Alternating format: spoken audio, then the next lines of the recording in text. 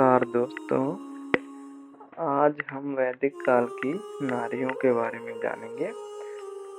तो जिन्होंने ज्ञान, विज्ञान, त्याग, तपस्या, साहस और बलिदान के अतुलनीय उदाहरण प्रस्तुत किए हैं, जिन्होंने अपने ज्ञान से यह साबित कर दिया कि महिलाएं पुरुषों से कम नहीं। तो वैदिक काल में ऐसे ही एक ज्ञानवती महिला हुई है जिनका नाम गार्गी है। गर्ग गोत्र में जन्म लेने के कारण इन्हें गार्गी कहा जाता था। गार्गी अत्यंत शिक्षित और विद्वान महिला थी। एक बार राजा जनक ने यज्ञ किया, उसमें देश भर के विद्वानों को बुलाया। राजा जनक के मन में यह इच्छा जगी कि जो विद्वान यहाँ आए हैं, पता लगाया जाए कि इनमें सबसे सर्वश्रेष्ठ विद्वान कौन है।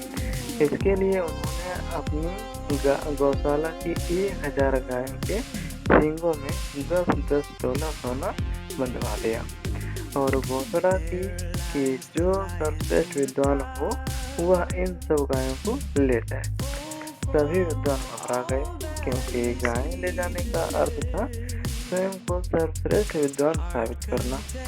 जब कोई भी गाय लेने आगे नहीं बढ़ा, तो याज्ञवल्क्य नामक एक ऋषि ने अपने शिष्यों से कहा, उठो और गायों को ले चलो। शिष्य गायों को बांधकर ले जाने लगे। इस पर विद्वान को क्रोध आ गया। उन्होंने बिगड़कर याज्ञवल्क्य से पूछा, क्या तुम इतनी बड़ी सभा में स्वयं को सबसे बड़ा विद्वान समझते हो? याज्ञवल्क्य ने विनम्रता से उत्तर दिया, यह बात नहीं है।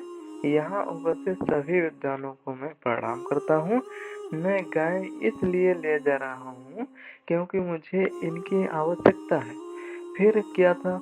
सभी विद्वान चिल्ला उठे, हमसे शास्त्रार्थ करो, हमसे बहस करो, हमारे प्रश्नों का उत्तर दो।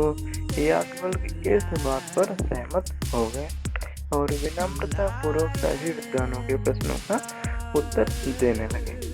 धीरे धीरे सभी विद्वान प्रश्न पूछकर चुप हो गए।